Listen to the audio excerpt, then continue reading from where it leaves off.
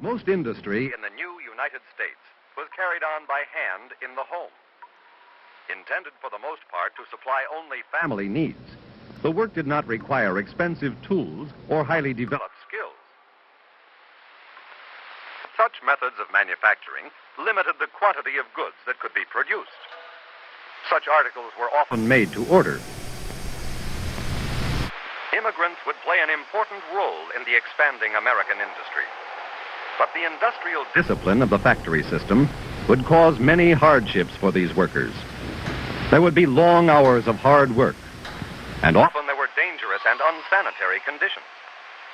But despite these growing problems, powered machines in the factories were producing more goods at lower prices.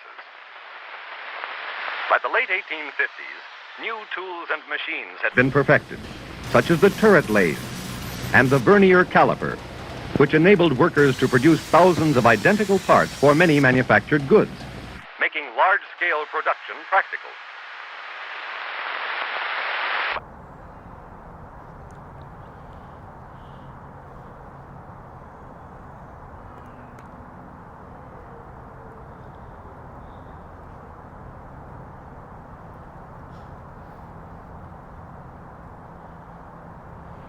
By the late 1850s, new tools and machines had been perfected, such as the turret lathe and the vernier caliper, which enabled workers to produce thousands of identical parts for many manufactured goods, making large-scale production practical.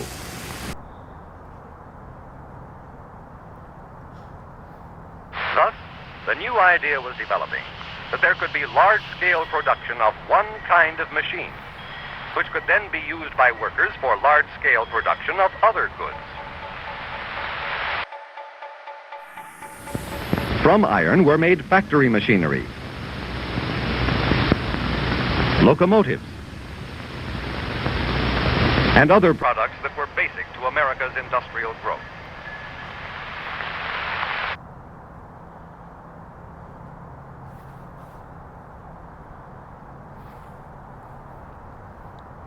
The factory system was working well. It seemed to be lowering the costs of goods and raising the standards of living for all Americans.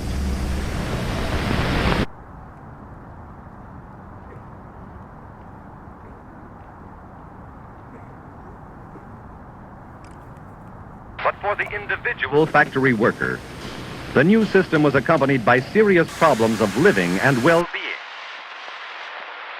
Now he was dependent on the wages from his job for all his needs. He had lost the independence and status that the simpler home and craft industries had provided.